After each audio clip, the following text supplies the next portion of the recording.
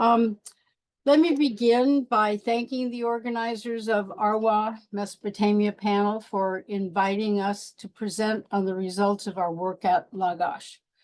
What I present today is the product of a team of people who have all contributed to the ongoing success of the project. Today, I am simply reporting on the collective results of our collaborative efforts. All right. The modern site of Tel al-Hiba is located in the Dhi Qar province of southern Iraq, now some 200 kilometers northwest of the modern town of Basra, on the mouth of the Persian Gulf. The mound was first explored by Robert Koldewey in the 1880s, who came away after 3 weeks of work, concluding that it was a necropole and a crematorium, to judge from the extensive burnt remains on the surface. It was in the 1950s that Torkild Jakobsen identified the site as the ancient city of Lagash, a name that had previously been associated with Tello, now ancient Girsu, which you can see here, a sister city 25 kilometers to the north. As you all know, since the 19th century, Tello has been the source of abundant textual, architectural, and artifactual evidence for the city-state of Lagash during the 3rd millennium BC. In 1968, the Metropolitan Museum and the IFA NYU joined together to mount a series of campaigns at Lagash beginning in 1968, continuing every other year till 1978, and then returning for one last season in 1990, before the project ended with the First Gulf War. This work was led by Dr. Donald Hansen, who focused on the temple mounds, which are located on the eastern ridge of the site.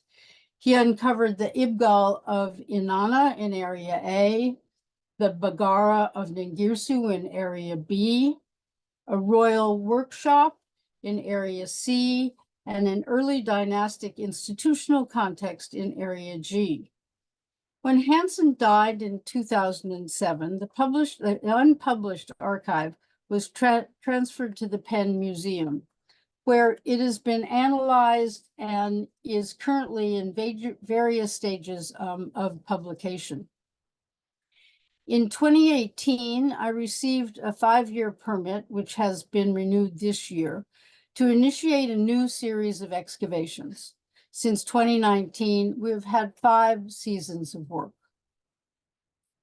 Our research questions began with focusing on ceramic craft production, drawing on ceramic kiln excavated in the first season. Our research questions are now more broadly constructed to examine non-elite neighborhoods in the early dynastic city in order to complement our substantial knowledge of the elite institutions familiar both from the previous al-Hiba excavations and from other early dynastic sites, including Ur, Farah, Kish, and the Diyala. The best comparanda for the non-elite context is the work at Abu Salbih in the Middle Alluvium. Nested within this non-elite craft production orientation, we are capturing a detailed phased seriation of the pottery. Understanding the organization of the city is an important research topic which brings the archaeological results into dialogue with the historical record.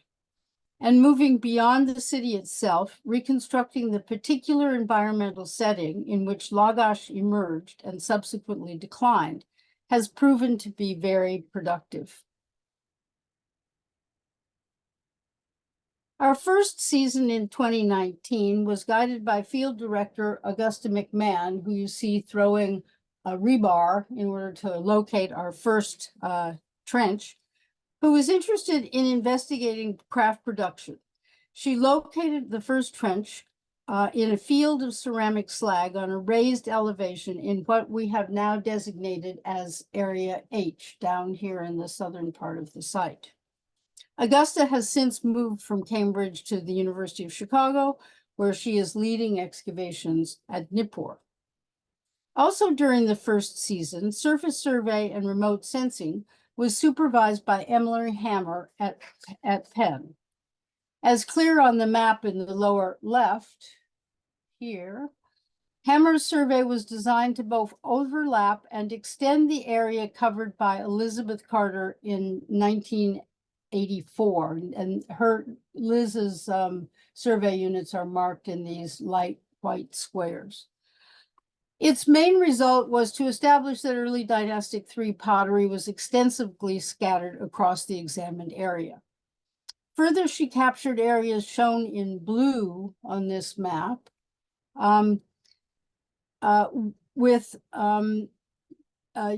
UAV imagery. Sorry, she did the entire map with UAV imagery. And she captured areas shown in blue on the map with magnetometry imagery. In 2022, Hammer published the results of her work, summarizing in this city plan here in the Journal of Anthropological Archaeology and with other co-authors in the journal Iraq. Although lacking confirmation through ground truthing, her early contributions are foundational to our continuing work on the organization of the city. Following the break caused by COVID, we were able to return in the fall of 2021, where Paul Zimmerman captured UAV photography for a necessary topo map, and Reed Goodman collected geological sediments. In the spring and fall of 2022, Sara Pizzimenti, ceramicist in our first season, took over as field director. We moved to a wonderful house in the village and expanded our research questions to embed ceramic craft production within the larger context of non-elite neighborhoods, which could clearly be detected through remote sensing. Starting with the surface survey, in seasons 3 and 4, Paul designated and executed a surface survey of the entire mound, more than 450 hectares, with the invaluable help of 3 Iraqi archaeologists. While detailed analysis is still ongoing, he immediately generated heat maps which locate the intensity of the distribution of ceramics here, ceramic slag here, and this is area H, right? And the intensity of worked stone. Our practice is to continue these surface surveys, looking in particular for evidence of craft production, and also to correlate the density of surface material with different functional zones. In particular, we are alert to identify areas where water features may have concentrated, perhaps indirectly visible through thinness of material remains on the surface. What we consistently observe when relating surface survey with excavation is that there has been extensive wind and water erosion over the entire surface of the mound. While Sherrd's diagnostic of ED3 period are present across the mound, it is not uncommon for the latest architectural traces visible on the surface, as you can see in these drone photographs, as earlier in date. Areas that suffered burning, such as Area C and the kiln contexts uncovered in our work, are the best preserved. Additionally, one cannot assume that the areas of the site continued their same function over more than 750 years of occupation of this large mound. What we are seeing in the limited results to date suggests that dirty industries such as ceramic production expanded during the later period, replacing earlier architectural complexes. In what follows, I will present a summary of the results of excavation, which you can see located here on a drone view with topo lines and indicated in red with these small squares on the magnetogram in area H. This will be followed by a look at the organization of Area H as seen through remote sensing. Then I'll report on some interesting results from ground truthing of certain surface features. And finally, I'll conclude summarizing the results of Reed Goodman's work on the reconstruction of the changing ecological setting in which Lagash first appeared in the late 4th or early 3rd millennium BCE. And all but collapsed as a city at the end of the early dynastic period. In 2019, Augusta uncovered 6 oval ceramic kilns oriented northeast-southwest. Older kilns were decommissioned and often cut into by later ones. Surrounding them were various kinds of ceramic slag and wasters on ephemeral working surfaces. The pottery fired in these kilns has been identified as coming from the ED3A phase, following the pottery seriation developed by Steve Renette in his analysis of the stratified ceramics from the legacy al-Hiba excavations. This dating is now confirmed through the more carefully calibrated phasing that Sara's Pizzimenti and Quaggio have developed using stratified evidence from the current excavation. This ceramic phasing is reported in this accompanying chart, and I will use this chart with each of the different excavation units. An interesting feature in these kilns is that they were decommissioned with trash that is considerably earlier in date to judge through the presence of burnt seal impressions that are closely comparable to sealings from seal impression strata 8 through 4 at Ur and from the Area G building excavated by Hansen. Although initially it was difficult for us to understand this discrepancy in date between the fill in the kilns and the kilns themselves, later excavation down the hill in Area H revealed good ED1 context, which may have been available to the potters looking for trash. In season 3, spring 2022, we opened up 3 trenches, trench 5, trench 4, and trench 4, trench 2, and trench 3. In the south and at a lower elevation in Area H. 2 produced evidence of similar ceramic kilns. Here you're seeing a detail of trench 2. The ceramic kilns appear to be somewhat earlier to judge from the ceramics in them, and you can see the phasing of the ceramics in this column. These were excavated by Brad Hafford. In the eastern half of the trench were these 3 oval kilns, while in the western half, appearing at the surface, were walls from an earlier phase, late early dynastic 1, to judge both from the pottery and from seal impressions. The burn-killed structures were protected from erosion by their firing. In season 4, we opened up a 5 by 5 meter extension to excavate two better preserved kilns, undertaking a careful autopsy of their structure and systematically sampling them in order to understand their construction, use, and decommissioning.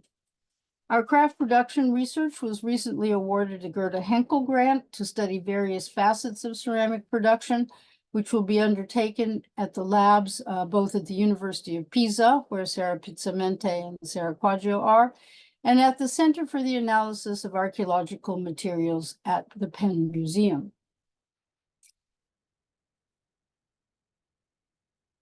Now let's turn to the combined results of season 3, 4, and 5 to consider other excavations in Area H. First, a comment on the study of the enormous amount of pottery that we collect and process. The chart at the left is the proposed ceramic phases that we have found to date in the 6 trenches. The color coding marks the different types of context. So green is for ceramic production context, light orange is considered to be domestic context, and amber is the public eatery, which is found in the earliest levels of trench 3. The phasing is based on gradually changing dimensions of beakers, shallow bowls, and deep bowls, as well as jars. Under the direction of the 2 Saras, the vast amount of pottery collected has been carefully and completely recorded in order to understand the gradual changes in the ceramic corpus that can be then observed in carefully controlled stratigraphic context.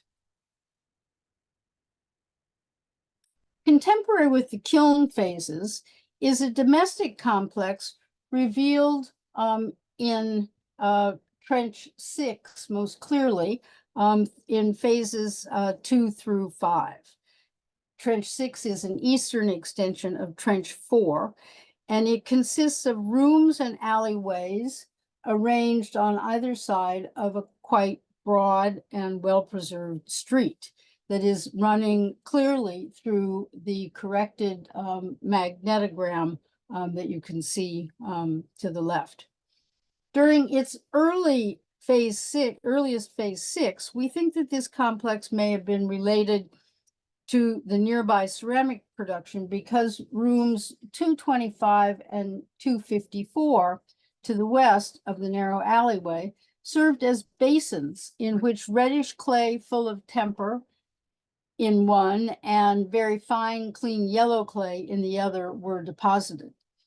The ceramics of this phase place it in the transitional ED3A late ED1 phase, contemporary with the earliest kiln phases in Trench 2. We will return to this trench next season to determine whether if it is indeed part of the ceramic production complex.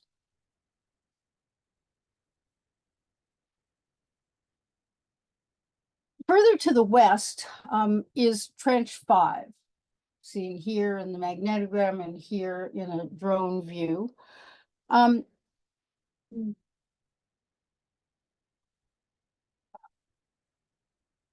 What we are looking at here is phase 6 of the, so Trench 5 was excavated for 2 seasons by Dr.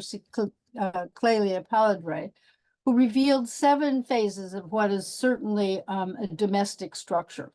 And indeed, we may be having more than one domestic unit. What we're looking at here is phase 6, with pottery placing this complex in the transitional ED3A late ED1 phase. Throughout the 4 main phases of this house, new walls were constructed on tops of old ones, minor changes were made in the divisions of the rooms, doorways were blocked, others were opened, changing the circulation of the space. The bricks of the earlier phase 6 are plano-convex, laid as headers, while in the upper level, a new square brick shape was introduced.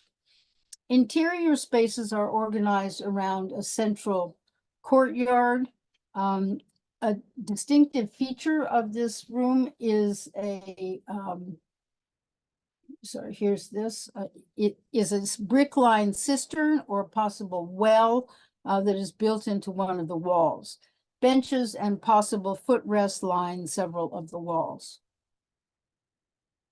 Room I, which we have here, right, has several enigmatic features, including this circular platform. Additionally, the floor of this room slopes down sharply to the south and was full of greenish organic sediment piled up in a heap. In a blocked doorway right here, and more clearly visible in these slides, on the western wall is a narrow gutter through which garbage from the house may have been disposed.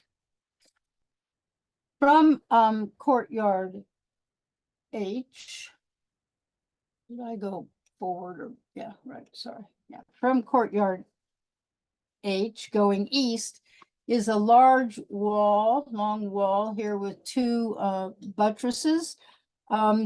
The wall is niched on the interior face. Room D is entered, up here is entered through a narrow door and has a strange C-shaped platform. Room E here has 2 circular mud features on a floor which was partially burnished. Room G has a nice floor associated with an F-shaped bench on which there is a mud stand and next to it a post hole.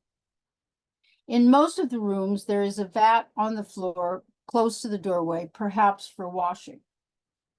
In the later phases of the house, there were a large number of clay jar stoppers, none of which were seal impressed. Further food storage evidence was found in phase 6, including this ceiling with a very enigmatic seal impression on it. And on the last day, in the corner of the trench, these very interesting fragments of a door closing device incised with signs were found. These fragments are essentially identical to such devices found in seal impression strata at Ur. And we will certainly pursue this context next season with our eyes peeled for administrative materials of ED1 type.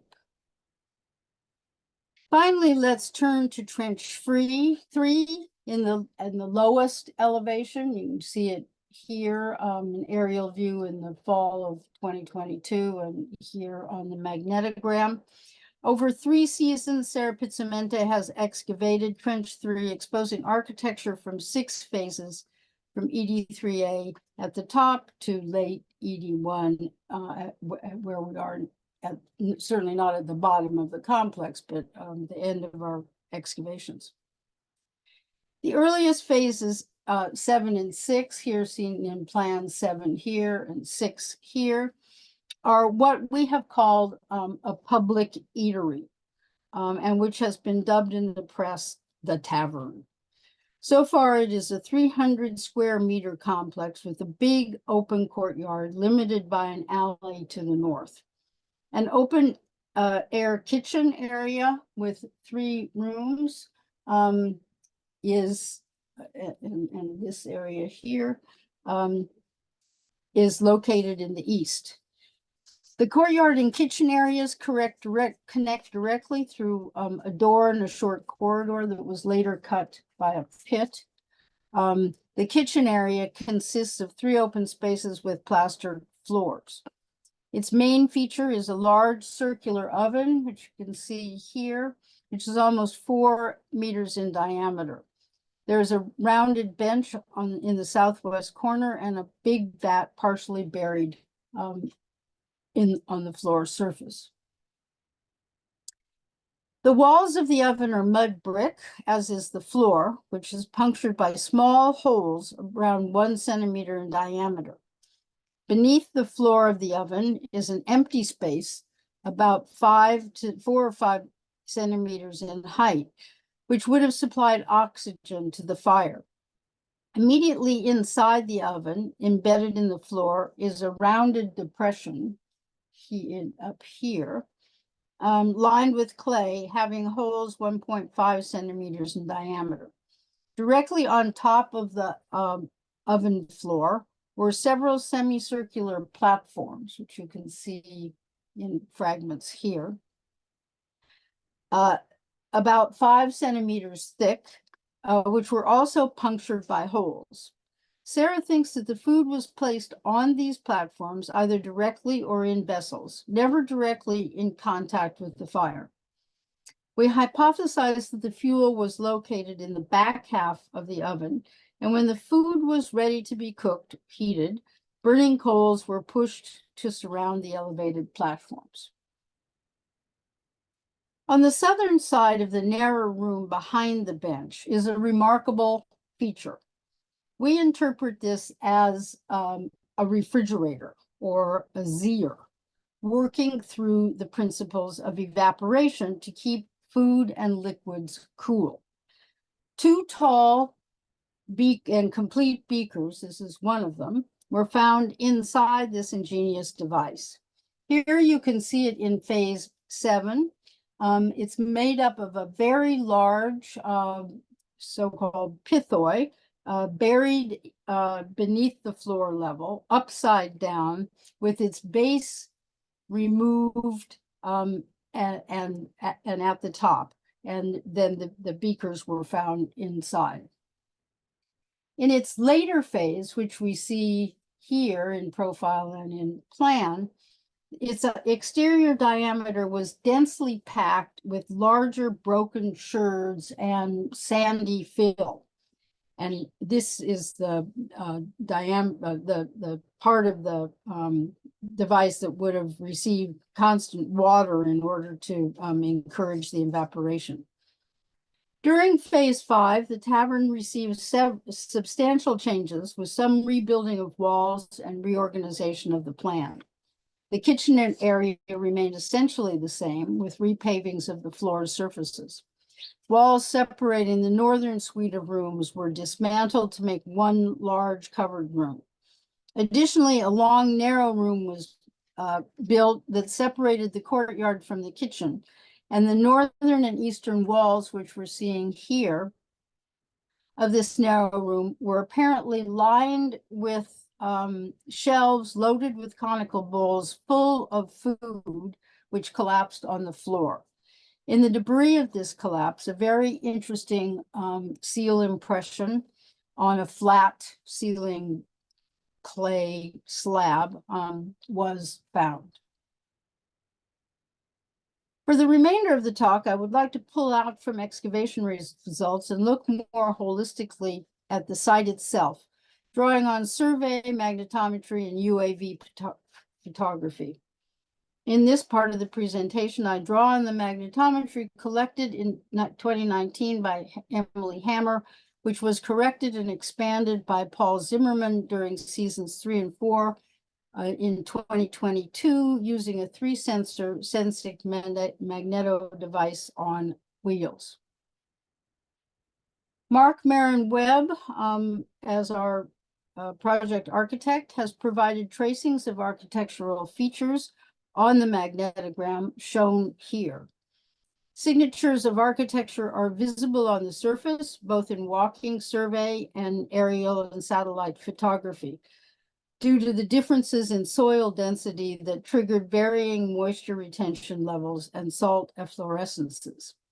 In our analysis of the aerial survey and magnetic gradiometry, it is possible to identify features providing significant data on the density and organization of the urban fabric, the orientation of streets and buildings, room sizes, wall thicknesses, and types of brickwork. Among these structures are both small-scale buildings and larger structures, including segments of a city wall. Emphasized in yellow on this slide in area H, most walls are oriented in an approximately 45 degrees to the cardinal points, which is typical in southern Mesopotamia.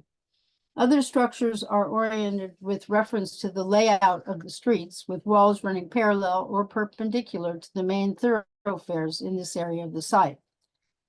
Most walls were of similar scale, with widths of between 60 and 120 centimeters. We will investigate through coring to determine which thoroughfares were streets and which were canals. As mentioned before, from the surface alone, the date of these features cannot be known. We will continually compare remote sensing data with excavation to determine to what degree the surface remains are synchronic. So far, we are clearly confronted on the surface with a palimpsest of structures of multiple periods, spanning broadly from the ED1 to the end of early Dynastic 3 in area H. While walls are generally clear in the UAV photography, streets show up more clearly in the magnetogram. Mark Marin Webb has marked these thoroughfares in blue. To judge from the patterns, it seems that the neighborhoods in area H were organized through access ways of differing widths that allowed movement from a main gate through this buttressed city wall at the southern end of the area into the inner city in different neighborhoods. So we think that this is probably a street similar to this one, which we have excavated evidence for, whereas this may very likely be a canal, a waterway, also used to move around the city. This area of the site is densely populated, presenting both small-scale architecture to the east of this major thoroughfare, which you can see scrappy evidence for in these tracings and in the magnetogram, and more monumental architecture especially in the west beyond where we have actually done magnetometry in the west. And this designation is suggested by thicker walls and the larger scales of rooms and courtyards. It was our intention for the 5th season in the fall of 2023 to aggressively investigate features on the surface of Area H, while at the same time continuing careful excavation to reveal a variety of contexts typical of non-elite neighborhoods. Because of the Israel-Gaza war, I made the difficult decision to cancel the remote sensing and coring aspects of our project and to focus solely on excavation. I'm deeply grateful to Sara Pizzimenti for leading those excavations with a limited team, which I was able to join for the last weeks of the season. While we were not able to do more ground truthing yet, I can report on an important result that we have reached through such testing of features undertaken in the 4th season in the fall of 2022. This is the subject of an article ready for submission to Antiquity in the next weeks, with lead authors as Reed Goodman and Liviu Giosan. The part of the mound that this testing concerns is to the east of Area C. This was an area that Emily Hammer argued in her 2022 articles to be a relic waterway in the central eastern part of the mound north of Area C, which she associated with the major city canal, perhaps even the Going to Negan Canal, which Ur-Nanshe claims to have built at the beginning of his reign. As she observed, this feature is clearly visible in UAV photography and in satellite imagery. You can see it here, and is clearly suggestive of water action on the surface of the mound. Under the direction of our geologist, Liviu Giosan, Reed Goodman located 4 test pits across this water-formed feature. Before excavating the pits, Paul subjected the area to magnetometry, which revealed signals of monumental architecture oriented northeast-southwest under the meander scroll traces of the relic Watercourse. Cultural remains were found at the bottom of each of these test trenches, never more than 1.5 meters deep, along with ceramics of ED3 date, and most significantly, a well-preserved cone inscribed by N. Anatum, which was found in test trench 2, located right here. The nail was found in the matrix of the water lane silt deposit in the southeast corner of the trench. This nail, which is known in other copies, celebrates the king's building of the Ibgal of Inanna, and it allows us to conclude that the water lane deposit could not have been earlier than the latter part of the first dynasty of Lagash, given the date of the cone. But we could not determine from that evidence alone the date of the water lane event. For absolute chronology, we employed optical stimulated luminescence dating, which determines the time elapsed since the mineral grains were last exposed to sunlight or to sufficient heating. Sediment samples for OSL dating were collected from exposed trench sections in light-tight containers and were prepared at the Coastal Carolina University. They were measured for fine silt quartz at the luminescence dating laboratory in the University of Salzburg in Austria, following established sample and data processing procedures.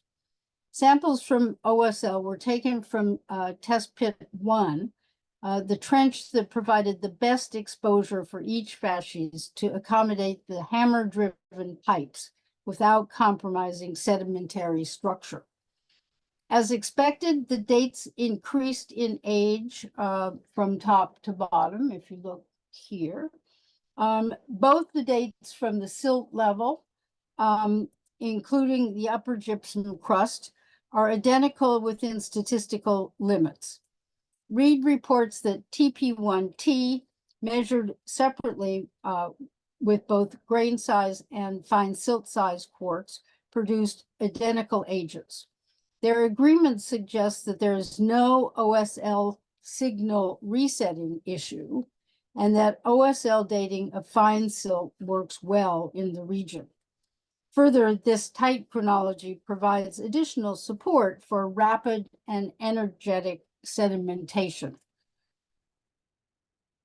The dating results of TP1 is around 2289 BC, which allows us to argue that this relic water course is not the trace of an intercity watercourse, but is in fact evidence for what we know from historical sources to be the destruction of the city of Lagash by Lugal-Zaggisi, king of Umma and Uruk. I leave the interesting elaboration of the ramifications of this event for the future of the city of Lagash to the article, which we hope will appear soon. In a nutshell, Lagash suffers from its location downstream within a very flat alluvium. We know this historically from the lament about the fall of Lagash by Urukalyana. He tells us that the man of Umma, that is Lugal-Zaggisi, committed a sin against Ningirsu. What you see on the left are the burned remains of the Royal Workshop of Area C, which returned a radiocarbon date of around 2350 BC. Further, we know from the texts of Lugal-Zaggisi that he destroyed the water infrastructure of the Guaiden and of Lagash in his effort to defeat this powerful neighbor in the unfortunate location at a lower point on the waterway.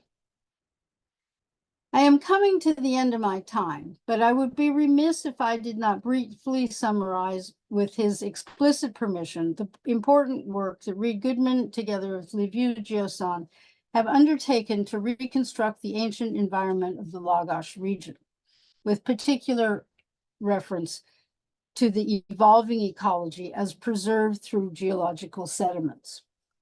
After numerous attempts to capture unbroken sediments through geological coring, Reed was able to acquire an almost 25-meter deep core, recorded here graphically, using a company called RTK, who do drilling for oil exploration in Iraq. The goal was to reconstruct through the sediments what the environment of the eastern side of the alluvium was like when this land was first settled. The outline of the history of the Persian Gulf is well known in general. Through a combination of tectonics and water flow, it is understood that between about 13,000 BC and about 4,000 BC, the Persian Gulf Depression was gradually filled with marine and fresh water. What was not understood is how this process profoundly impacted the local environment on the eastern side of the alluvium from around the 5th millennium on. The story is held in the core. Once the core was extracted and the sediment was transferred by means of U-channels into manageable units, Reed analyzed the sediments by running the channels through X-ray fluorescence core scanner. This quantified the presence and distribution of groups of chemical elements at points along the core. Each of these groups indicate different ecological settings. Each of those points was then dated through direct and indirect means. Within the sediment are fresh or marine water shells. These provide both calendar dates through OSL dating, but they also tell us about past environment in which those creatures lived. Much smaller animals give information that reflect their past environments. Some live in salty environments, while others live in brackish environments. Because these sediment cores are intact, Reed was able to identify and date important events such as floods, visible in this section. As we move deeper in the core and thus earlier in time, we encounter estuarian muds, that is a mixture of fresh and salty water, and marine muds. These tell us that the Lagash region lay under a shallow sea. As the core goes deeper and further back in the past, the region experienced a very different landscape, shown by these large pieces of gypsum reflecting high aridity and sizable gravels that were moved by swift incising rivers. This slide presents the deep core results, and Reed could take you through item by item, but briefly what it shows is that about 25,000 BC, the region was dominated by a river environment, fluvial. Around 1500 BC, let's say, waters began to accumulate in a mixed estuarian and marine estuarian environment. Around 7500 BC, there was a shift to an estuarian environment with the delta beginning to form. That by about 3200 had become fully deltaic. This is probably around the time when the region of Lagash became more generally habitable. By 2500 BC, that is generally the date for Urnanche, establishing the first dynasty of Lagash, a deltaic environment had been established with a fully river-dominated regime. One of the most important contributions that this work has revealed is that not only was the water regime continually evolving, but also that the tides that originate in the waters of the Gulf were also strongly impacted by these processes. And the tides were fundamental for early access of fresh water for irrigation in the earliest stages of this story. As the tidal irrigation would have been possible during the early centuries of settlement in the Lagash region. So this is before the Lagash region has really emerged from the water. Here we begin to have the Tigris Diallo lobe forming. We begin to have the filling in of the Persian Gulf, both through the sediments coming down from the Tigris and the Euphrates, but also coming in from the Kare and Karun River. Here, the delta land is fully established on the Tigris lobe. And here we have the modern coastline as it exists today. And so what happened is that tidal irrigation, which would have been possible when the marine water was still directly in contact with the land, gets cut off through the creation of this of the Shatt al-Arab, through the squeezing of the two fans from the Karun and the Karayan from the other side of Arabia. And so no longer are the tides able, once the full delta is formed, the tides are not able to reach the cities to the north.